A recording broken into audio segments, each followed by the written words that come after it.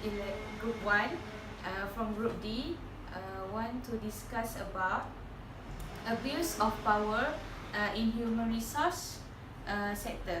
Okay, as a overview of this topic sector, we can see that this current issue of abuse of power in human resource sector have implication for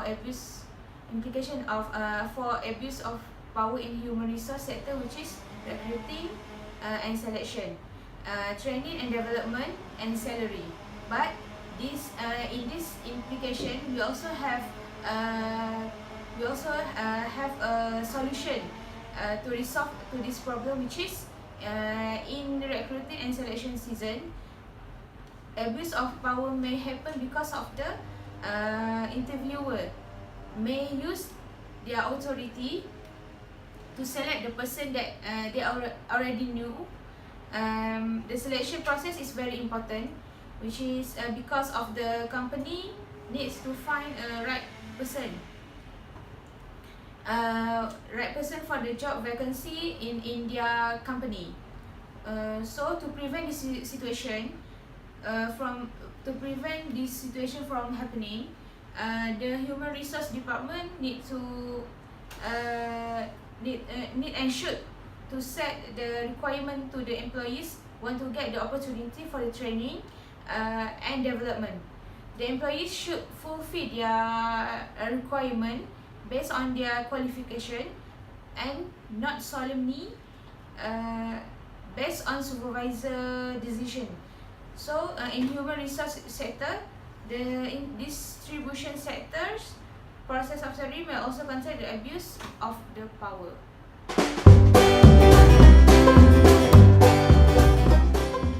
We would like to proceed about the implication of the abuse of power in human resource sector in terms of recruiting and selection, training and development, and salary. So we're going to start with recruiting and selection.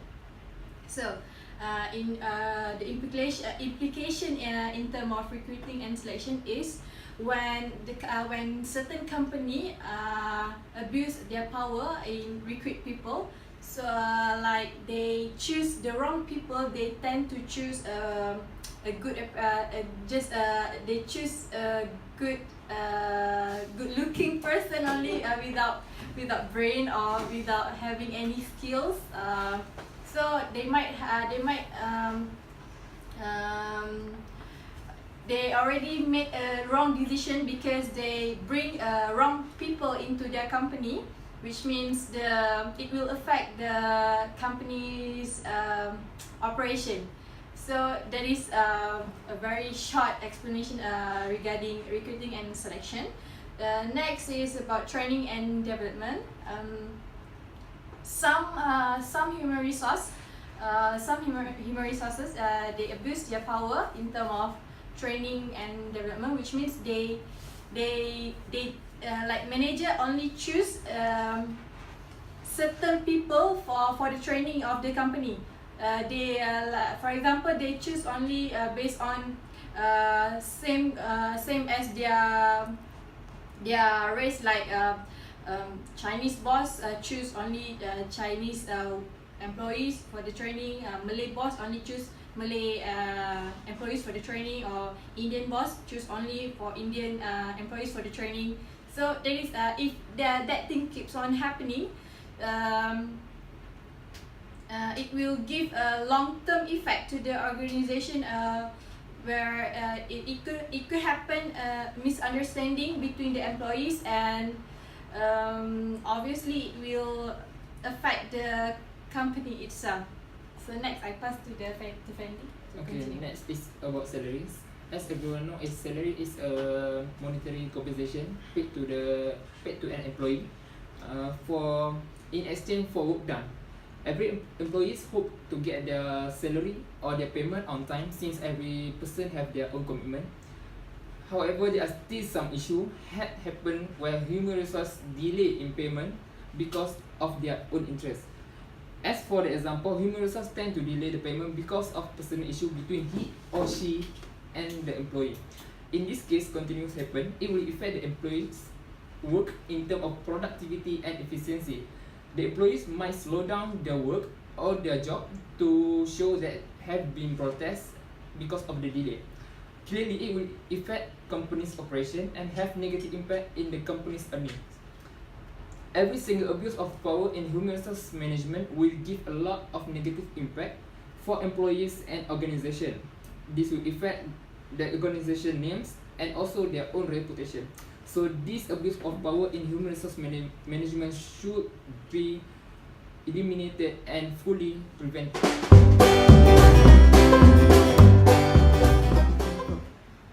For the solution of the abuse of power in training and recruiting process, the company should not carry out the selection process where only one person has the full authority. The company should delegate the authority to several persons for them to make a fair judgment. The company should select the interviewers that are fair and not easily corrupted to make sure that the interview will not abuse of the power throughout the whole selection and recruiting process. And companies should take the information in form of a reference check, and all the information should not only come from one individual but all the individual know about the applicant.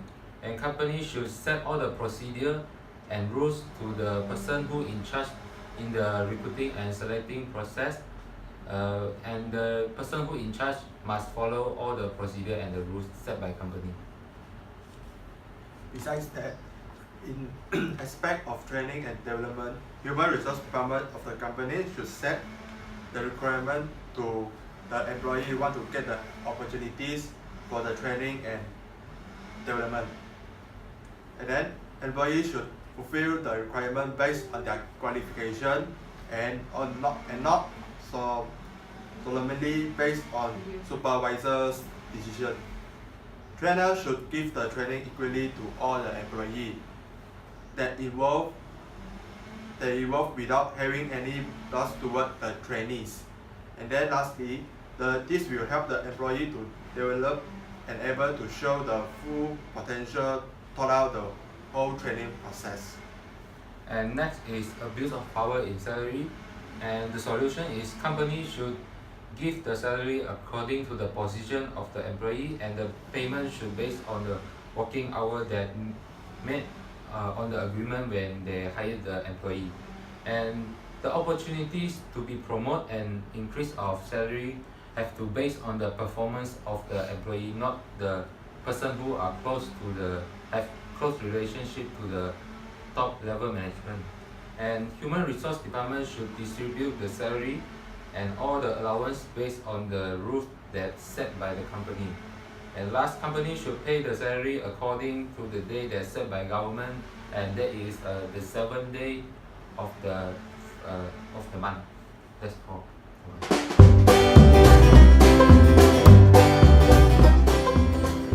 For the conclusion, discipline is very important when we are in the realm of work. It can shape and train someone to do something to be good. An organization is set up to achieve specific goals and objectives. Company objectives are dependent on effective planning and management of human resource.